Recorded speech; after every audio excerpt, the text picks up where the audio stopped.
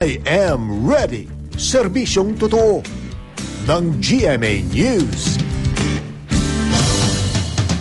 Alamin natin ngayon ang latest tungkol sa lagay ng ating panahon mula sa ating GMA resident meteorologist Nathaniel Cruz. Magandang gabi, Mang Tani.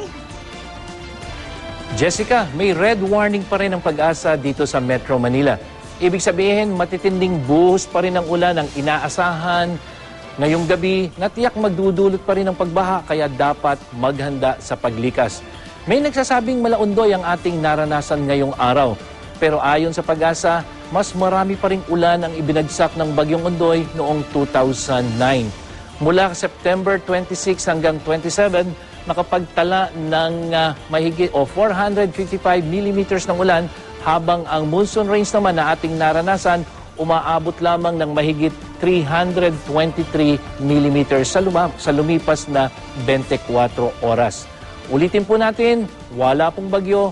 Ang ulan ngayon ay dala ng hanging habagat na pinalalakas pa ng severe tropical storm na si Haikui na ngayon po ay nasa may hilagang bahagi ng Taiwan. At inaasahang ito ay maglalandfall dito sa mainland China bukas ng madaling araw. Sa forecast ng Weather Central, magiging maulan pa rin hanggang Huwebes, samantalang pagdating ng Friday, Saturday at Sunday ay inaasahan na po natin ang unti-unting pagganda ng panahon.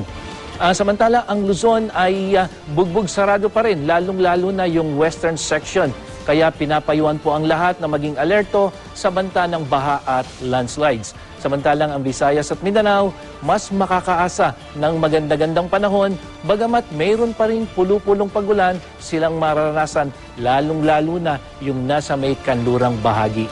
Jessica? Okay, Mang Tani, kailan ho inaasahang magla-landfall itong si Haikui? Bukas ng madaling araw, Jessica, ay inaasahan natin tatama na sa kalupaan itong sa Haikui. Ito sa may eastern section o eastern part ng mainland China. Okay, hindi tatama sa atin pero ang perwisyo namang idinulot nito dahil hinigop niya yung habagat. Ano po? Ganun na lang. Ito na naman, nangyari na naman yung ating pinangangambahan katulad nung 2009. Tama yun, Jessica. Ang nangyari kasi itong si Haikui nagsimulang mamaybay dito sa may northern part ng ating Philippine Area of Responsibility. Nanggalingan dito sa may Pacific Ocean at makikita mo dito sa track.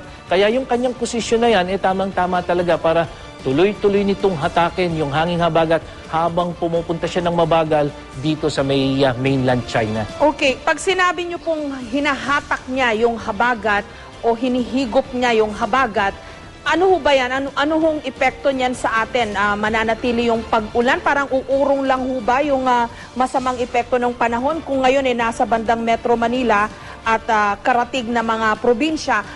May posibilidad din ho bang umakyat yung masamang panahon towards the other parts of Central and Northern Luzon? Ganun ho ba yun, Mang Tani?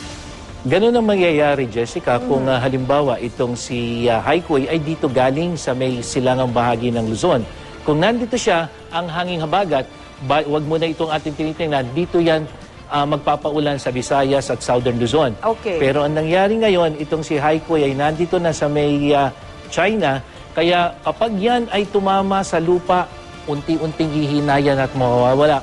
At pag nawala yan, yung sirkulasyon yan, wala nang hahatak ng hanging habagat, kaya itong hanging habagat unti-unti na rin hihina. Kaya mula dito sa Northern Luzon hanggang Southern Luzon, unti-unti na rin makakaranas ng paghina ng ulan. Okay, pero mukhang bukas mananatili itong masamang panahon at lalo na itong magdamag, Mang Tani? Tama yun, Jessica. Kasi nga, unang-una, hindi pa ito nagla-landfall, mamayang madaling araw pa, at kahit mag-landfall siya, ay hihigo pa rin yan ng hanging habagat. Kaya ngayong gabi hanggang bukas ay makakaranas pa rin tayo ng mga pag-ulan. At yan ay dulot ng hanging habagat. Okay. Mang Tani, based dun sa mga nakalap nyo pong impormasyon, masasabi nyo ho ba sa ating mga manunood ngayon kung ilang volume pa o gaano pa katinding ulan ang maaasahan ngayong magdamagan hanggang bukas po? Sa ngayon, sa nakikita natin, may posibilidad pa rin na baka kung hindi man katulad ay mas mababa ng konti doon sa naranasan nating ulan na binanggit natin kanina, mula alas 8 ng umaga hanggang alas 8 ng umaga kinabukasan. Kasi kanina lamang, Jessica, mula alas 8 ng umaga hanggang alas 2 ng hapon, 6 na oras pa lamang yan, ay mahigit 100 milimetro na ang naitala ng Pag-asa Science Garden Station. At hanggang ngayon ay tuloy-tuloy yung pag-ulan. Kaya malamang ay mahigit 200 milimetro pa rin ang maitatala o kaya ay malapit siguro sa 300 millimeters sa susunod na 24 oras. Okay, so may posibilidad pa rin ho, bagamat mas malakas pa rin yung, o mas marami pa rin volume yung ulan ni Ondoy, may posibilidad na ma-breach niyan nitong habagat ngayon. Tama po ba, Mang Tani? Posible yun. Kaya nga lamang ang mangyayari, Jessica, kasi yung kay Ondoy, isang araw na matinding pagulan. Samantalang itong ating nararanasan ngayon, matinding ulan kahapon, kagabi hanggang kanina at maaaring hanggang bukas. Kaya 2 araw na magkasunod kahit yung kanilang total ay hindi magkasintulad nung naranasan natin kay Ondoy. Gayon man, malaking volume pa rin yun, Mang Tani, ano? Malaking volume pa rin yun. Kaya nga po yung mga paalala natin kasi yung ibang mga kababayan natin na nasa evacuation center, Jessica, kasi medyo yung ulan, hihina, lalakas, hihina. Kaya kumisan pag humina yung ulan, nakala nila ituloy-tuloy na. Hindi po, meron pa po tayong inaasahang mga pagulan, kaya yung pagbaha ay hindi kagad bababa. Okay, kailan ho kaya tayo makakaasa ng mas magandang lagay ng panahon, Mang Tani? So yung tinitingnan nating epekto ni Haikui, kung ito ay tatama sa kalupaan ng China at hihina na ito, yung ating outlook pagdating ng Biyernes ay asahan na natin yung mas magandang lagay ng panahon. Hindi po ito hindi po ito yung tuloy-tuloy na sikat ng araw. May mga konting pagulan pa rin, pero hindi na po kasing tindi at hindi kasing dalas ng mga naranasan natin yung katulad na lamang kanina, Jessica. Okay, pero ang klaro ho ngayong magdamagan hanggang bukas, Miyerkules, pati Huwebes, dapat alerto pa rin ho tayo dahil mukhang hindi pa lumiliwanag ang langit. Hindi pa sumisilip yung haring araw dyan po sa inyong forecast mula sa Weather Central, Mang Tani. Tama yun, Jessica. Kaya hindi lamang po ulan at hindi lamang po baha ang ating ipinapaalala sa ating mga kababayan.